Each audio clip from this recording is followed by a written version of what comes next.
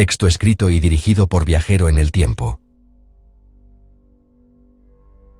Santiago Carrillo Solares fue una de las figuras más significativas y controvertidas de la historia española del siglo XX.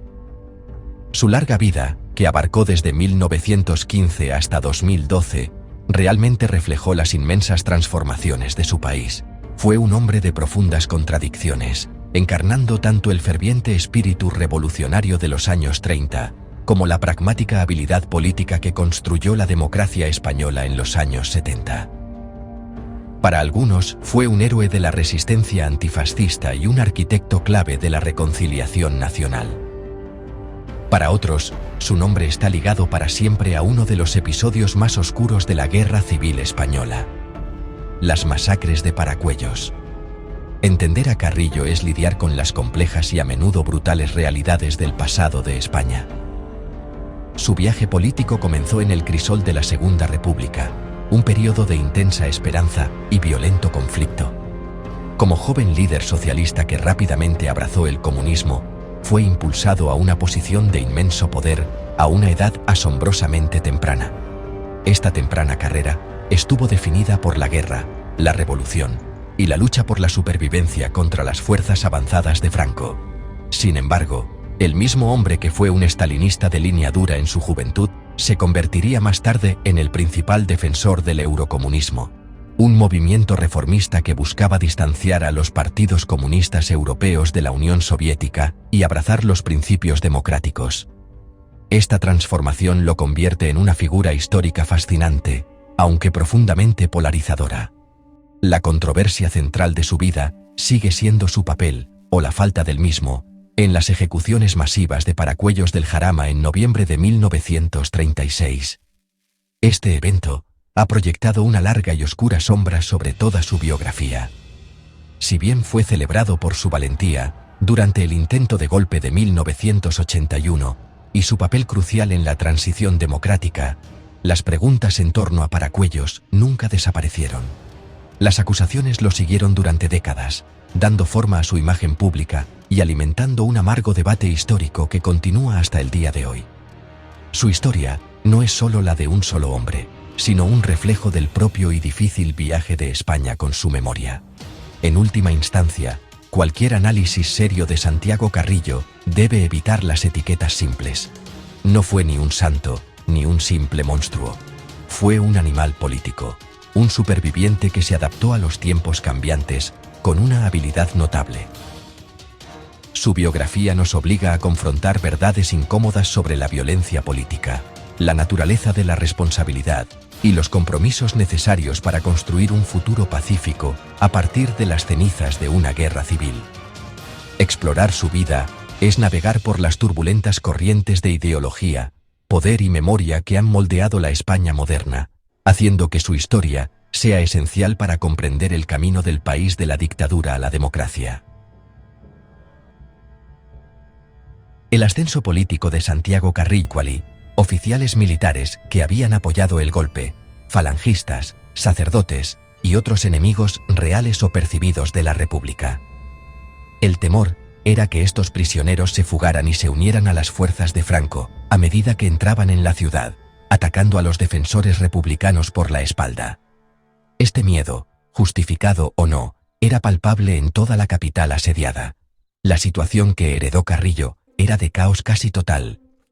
Las fuerzas de seguridad formales del Estado se habían debilitado y fragmentado. El poder real en las calles a menudo recaía en milicias anarquistas y comunistas autónomas, que no siempre estaban dispuestas a seguir órdenes de una autoridad central. Estos grupos habían estado llevando a cabo sus propios paseos o ejecuciones sumarias desde el inicio de la guerra. Como consejero de orden público, la tarea de Carrillo era imponer control sobre este caótico panorama de seguridad y asegurar la estabilidad interna de la ciudad mientras la batalla se libraba en sus afueras. Sin embargo, su capacidad real para comandar todos estos grupos armados era muy cuestionable. Este contexto es absolutamente crítico para entender lo que sucedió después. La defensa de Madrid fue una lucha brutal y sin cuartel por la supervivencia. El lema, "No pasarán", no era solo una pieza de propaganda, era un compromiso mortalmente serio. Dentro de la ciudad, la paranoia sobre la quinta columna alcanzó su punto álgido. El proceso de toma de decisiones dentro de la Junta de Defensa era opaco, impulsado por la necesidad militar y el fervor ideológico. Fue en este ambiente de miedo, colapso y justicia revolucionaria que se concibió el plan para evacuar a los prisioneros de las cárceles de Madrid, un plan que conduciría directamente a las masacres de Paracuellos. Las masacres de Paracuellos representan una de las matanzas más grandes de la Guerra Civil Española. Entre el 7 de noviembre y el 4 de diciembre de 1936, miles de prisioneros fueron sacados de las cárceles de Madrid con el pretexto de ser trasladados a otros lugares lejos del frente. Estas sacas, o remociones de prisioneros, se organizaron sistemáticamente. Los reclusos fueron subidos a autobuses, creyendo que estaban siendo evacuados por su propia seguridad. Sin embargo, su viaje terminó en los campos cercanos a los pueblos de Paracuellos del Jarama y Torrejón de Ardoz, en las afueras de Madrid. Allí, fueron fusilados y enterrados en fosas comunes. Las víctimas eran un grupo diverso, pero todos eran considerados enemigos de la República. Incluían personal militar leal a Franco, miembros del partido Falange, políticos conservadores, clérigos católicos y ciudadanos comunes acusados de ser simpatizantes de la derecha. El número exacto de muertos todavía lo debaten los historiadores, pero la mayoría de las estimaciones creíbles sitúan la cifra entre 2.000 y 5.000 personas. Estas no fueron muertes en el fragor de la batalla, fueron ejecuciones organizadas y extrajudiciales. Los asesinatos fueron llevados a cabo por milicias, principalmente compuestas por militantes comunistas y anarquistas, que operaban bajo la autoridad del aparato de seguridad de la Junta de Defensa de Madrid. La justificación oficial de estas evacuaciones fue la emergencia militar. Se afirmó que era demasiado peligroso mantener a miles de prisioneros hostiles en una ciudad bajo ataque directo. También existía un temor muy real de que estos prisioneros pudieran ser liberados por las fuerzas de Franco y volverse contra los defensores de la ciudad. Sin embargo, la naturaleza sistemática de los asesinatos sugiere que esto fue más que una reacción de pánico. El proceso fue metódico. Se elaboraron listas de prisioneros, se organizó el transporte y se eligieron los lugares de ejecución. Este nivel de organización apunta a un esfuerzo coordinado, no simplemente a las acciones espontáneas de multitudes incontroladas. La presencia de asesores de la NKVD soviética en Madrid en ese momento, como Mikhail Koltsov y Erno Gero, ha llevado a muchos historiadores a concluir que desempeñaron un papel importante en la planificación o el fomento de las masacres. La liquidación de enemigos políticos era una práctica estándar del terror estalinista, y los eventos de Paracuellos guardan un escalofriante parecido con los métodos soviéticos. La operación fue un claro intento de eliminar la quinta columna y aterrorizar a cualquier posible oposición dentro de la ciudad sitiada. Fue un acto brutal de justicia en tiempos de guerra, llevado a cabo en las sombras mientras la batalla por Madrid se desataba. La pregunta de quién fue el responsable de las masacres de Paracuellos es, sinceramente, uno de los debates más polémicos de la historia moderna de España, y Santiago Carrillo se encuentra justo en su centro.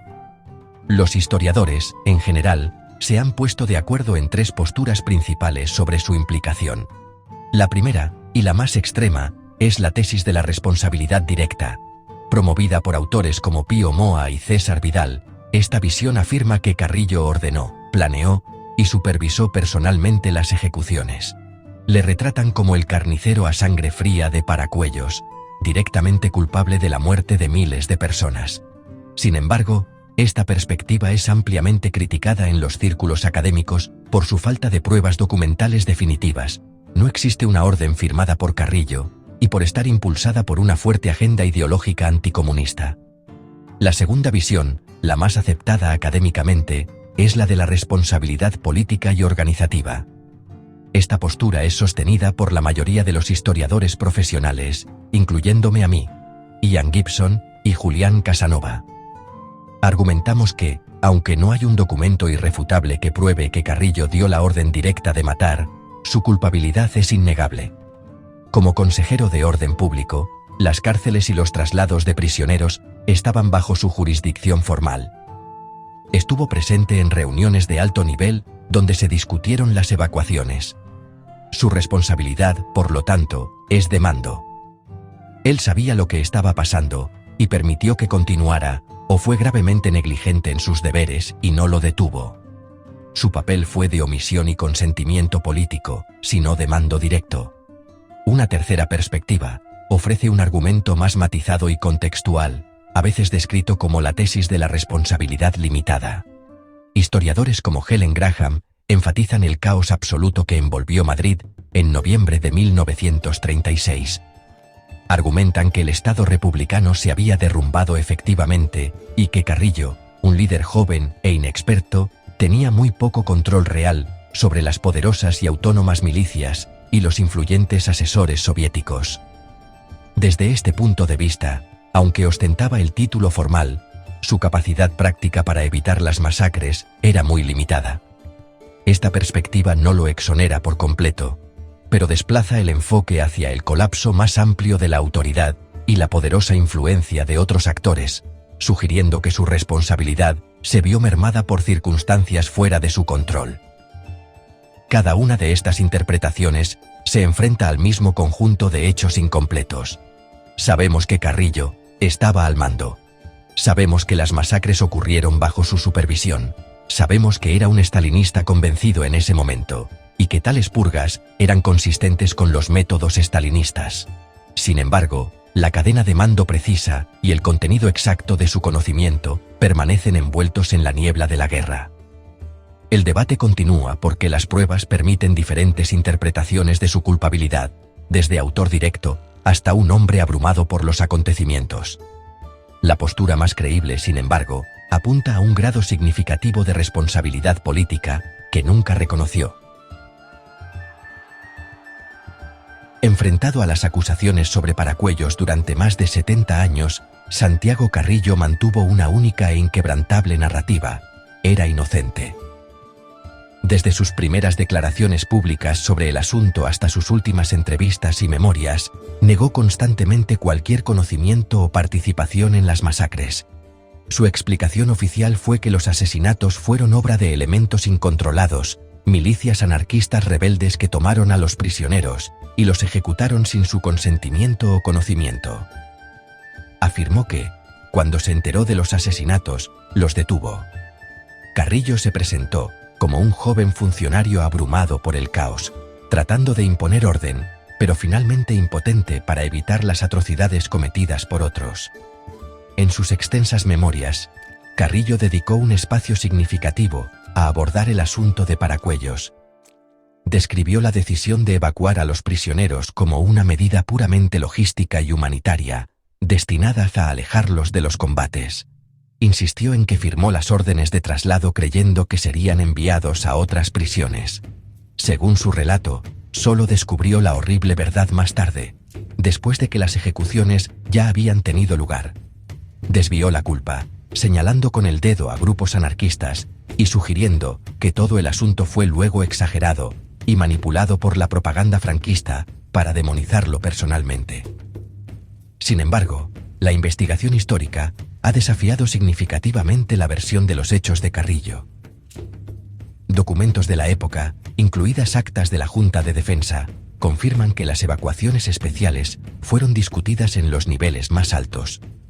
Parece altamente improbable que el consejero de Orden Público no estuviera al tanto de la verdadera naturaleza de una operación de esta escala que ocurría bajo su autoridad directa.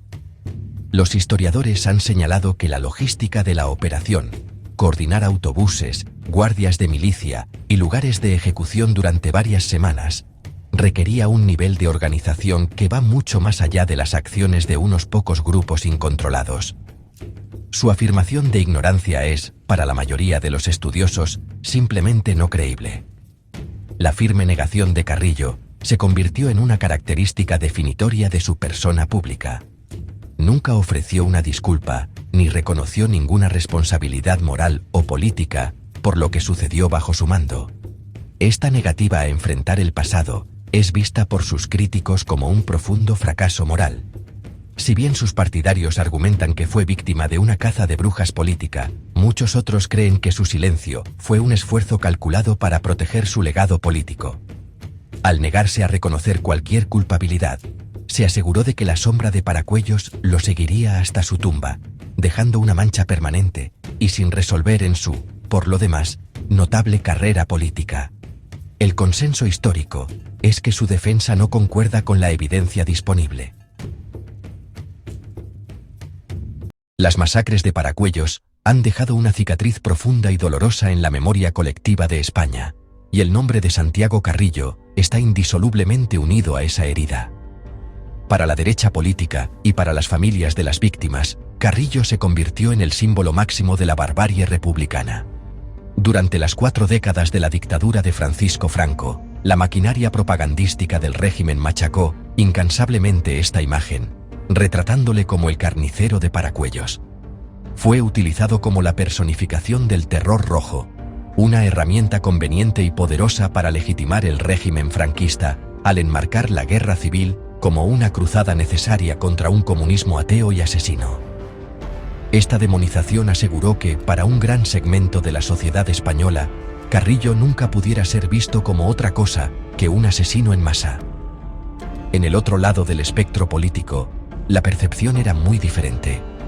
Para la izquierda, y en particular para los comunistas, Carrillo era un héroe de la lucha antifascista y una víctima de una campaña de difamación. O bien aceptaron su versión de los hechos, que era inocente y los asesinatos fueron cometidos por otros, o vieron las masacres como un acto de guerra lamentable, pero quizás necesario, contra una traicionera quinta columna. Durante la transición democrática, esta parte de su pasado fue a menudo minimizada o ignorada por sus aliados políticos, quienes preferían centrarse en su papel constructivo, en la construcción de la nueva España. Esto creó una memoria fracturada, donde Carrillo era simultáneamente un monstruo y un estadista, dependiendo del punto de vista político de cada uno. Esta controversia sin resolver tuvo consecuencias importantes. La incapacidad de establecer una comprensión compartida y basada en hechos de lo que sucedió en Paracuellos, y el papel de Carrillo en ello, se convirtió en un obstáculo para una reconciliación nacional más profunda. Aunque la transición se construyó sobre un pacto de olvido, donde los crímenes pasados se dejaron de lado por el bien de la paz futura, el caso de Paracuellos supuró bajo la superficie. La presencia de Carrillo en el Parlamento como un líder político respetado fue, para muchos, un recordatorio constante y doloroso de una historia que no había sido abordada adecuadamente. Su negativa a reconocer cualquier responsabilidad significó que una rendición de cuentas completa por los crímenes de la guerra permanecía incompleta. La sombra de Paracuellos, por tanto, subraya las complejidades de la memoria histórica en una sociedad posconflicto. La biografía de Carrillo se convirtió en un campo de batalla donde se libraron narrativas contrapuestas de la guerra civil. Su imagen era un territorio en disputa. ¿Era el despiadado estalinista de 1936 o el pragmático demócrata de 1978? La verdad, por supuesto, es que fue ambas cosas. La incapacidad de conciliar estas dos imágenes en la mente pública demuestra lo difícil que es para una nación afrontar los capítulos más oscuros de su pasado, especialmente cuando las figuras clave de ese pasado todavía están activas en el escenario político. Tras la derrota de la República en 1939, Santiago Carrillo pasó casi 4 décadas en el exilio, la mayor parte de ellas como líder del Partido Comunista de España, el PCE.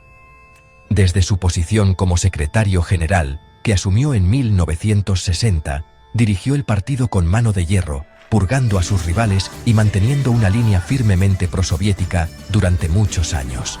Sin embargo, a medida que el régimen de Franco empezaba a debilitarse, Carrillo demostró una notable capacidad de evolución política. Se convirtió en el principal defensor español del eurocomunismo, un movimiento que buscaba adaptar el comunismo a las realidades democráticas de Europa occidental. Esto significó renunciar a la revolución, abrazar la democracia parlamentaria y romper con el dominio ideológico de Moscú. Este cambio ideológico fue crucial para su papel en la transición española a la democracia, tras la muerte de Franco en 1975. Carrillo regresó a España clandestinamente en 1976, un acto provocador que obligó al gobierno de Adolfo Suárez a enfrentarse a la realidad del Partido Comunista.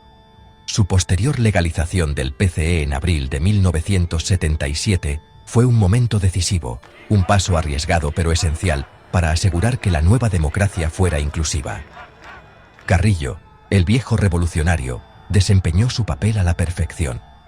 Aceptó la monarquía, contra la que había luchado toda su vida, y abrazó la bandera nacional roja y amarilla. Este pragmatismo sorprendió a muchos de sus antiguos compañeros, pero fue vital para calmar los temores en el seno del ejército y del establishment conservador. Carrillo se convirtió en una de las figuras clave de la política de consenso que definió la transición. Como miembro del Parlamento que redactó la Constitución de 1978, trabajó junto a figuras de todo el espectro político, incluidos aquellos que habían sido sus acérrimos enemigos. Su momento más icónico llegó durante el intento de golpe militar del 23 de febrero de 1981. Cuando guardias civiles armados asaltaron el Parlamento español, solo 3 líderes políticos se negaron a obedecer la orden de tirarse al suelo. El presidente del gobierno en funciones, Adolfo Suárez; el vicepresidente, el general Gutiérrez Mellado; y Santiago Carrillo. Su tranquila rebeldía, sentado erguido en su escaño, se convirtió en un poderoso símbolo de resistencia democrática. Sus contribuciones al establecimiento pacífico de la democracia en España son innegables. Al alejar al Partido Comunista de su pasado revolucionario y llevarlo al sistema parlamentario, ayudó a neutralizar una de las mayores amenazas potenciales para el frágil nuevo orden. Demostró que incluso las fuerzas políticas más radicales podían integrarse en un marco democrático. Este logro es una parte central de su legado. Para muchos españoles, su papel constructivo durante la transición eclipsó los capítulos oscuros de su pasado, demostrando que era, ante todo, un superviviente político capaz de una profunda transformación cuando las circunstancias lo exigían. Evaluar la vida de Santiago Carrillo es como navegar por un campo minado de complejidades morales e históricas. No puede haber un veredicto simple sobre un hombre que fue tanto un funcionario estalinista de línea dura como un padre fundador pragmático de la democracia española moderna. Una visión equilibrada debe reconocer todo el espectro de sus acciones, resistiendo la tentación de la hagiografía o la condena total. Su legado es fundamentalmente dual. Fue una figura de reconciliación que cargaba con un pasado no reconciliado. Esta dualidad lo convierte en una de las figuras más atractivas y trágicas de su tiempo. En un lado de la balanza están sus innegables logros. Su papel en la transición española fue fundamental. Al guiar al Partido Comunista hacia la moderación y el consenso, ayudó a asegurar que el paso de la dictadura a la democracia fuera pacífico e inclusivo. Su aceptación de la monarquía y su espíritu de colaboración en la redacción de la Constitución fueron actos de auténtica estadista. Su valiente desafío durante el intento de golpe de Estado del 23 de febrero consolidó su imagen como un demócrata comprometido. Estas acciones ayudaron a sanar muchas de las heridas de la guerra civil y a construir un nuevo futuro político compartido para todos los españoles. Demostró ser un hombre que podía anteponer el futuro de su país a las rígidas ideologías de su pasado. Sin embargo, en el otro lado de la balanza yace la oscura e irresoluta sombra de Paracuellos. Su negativa de por vida a aceptar cualquier forma de responsabilidad, política, moral o de otro tipo, por las masacres que ocurrieron bajo su autoridad en 1936, representa un profundo fracaso. Este silencio no fue solo una elección personal. Tuvo consecuencias públicas, obstaculizando un ajuste de cuentas más completo y honesto con la violencia de la guerra civil. Al aferrarse a una narrativa de completa inocencia que la evidencia histórica contradice, no pudo proporcionar la verdad y el cierre que las familias de las víctimas merecían. Esta parte de su historia se erige como un crudo recordatorio de las brutales realidades de su juventud revolucionaria. En conclusión, Santiago Carrillo debe ser recordado como un hombre de dos mitades irreconciliables.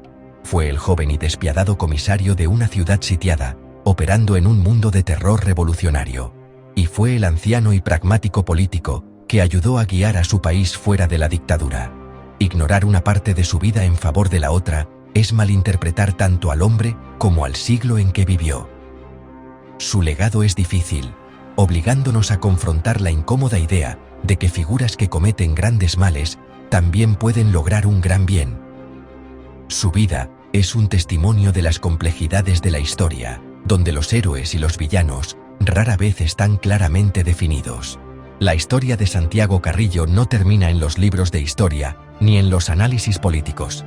Continúa en los debates que resuenan hoy en la sociedad española, en la televisión, en las aulas y alrededor de las mesas familiares.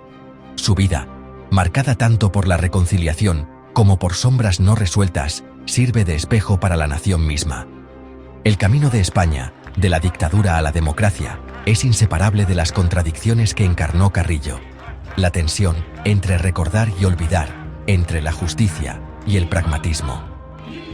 Con el paso de las generaciones, la pregunta persiste: ¿cómo debemos recordar a quienes moldearon nuestra historia? El legado de Carrillo nos desafía a ir más allá de los juicios simplistas, nos pide reconocer verdades incómodas y aceptar la posibilidad de cambio, incluso en quienes tienen los pasados más oscuros. Su dualidad nos obliga a enfrentarnos a la complejidad de la memoria colectiva. ¿Puede una nación avanzar sin afrontar plenamente sus heridas? ¿O la reconciliación está siempre marcada por lo que queda sin decir? Al reflexionar sobre Carrillo, nos enfrentamos al propio tejido de la España moderna. Un país que aún aprende a equilibrar la memoria con la esperanza. Quizá, al final, la mayor lección de Carrillo no esté en lo que hizo, sino en las preguntas que su vida deja abiertas. Preguntas que nos recuerdan que la historia nunca es solo pasado, también es las decisiones que tomamos hoy. Fuentes: 1. Nombre completo de la fuente 1. 2. Nombre completo de la fuente 2. 3. Nombre completo de la fuente 3. Aquí pueden encontrar las referencias completas de todos los textos y materiales que usamos en este video.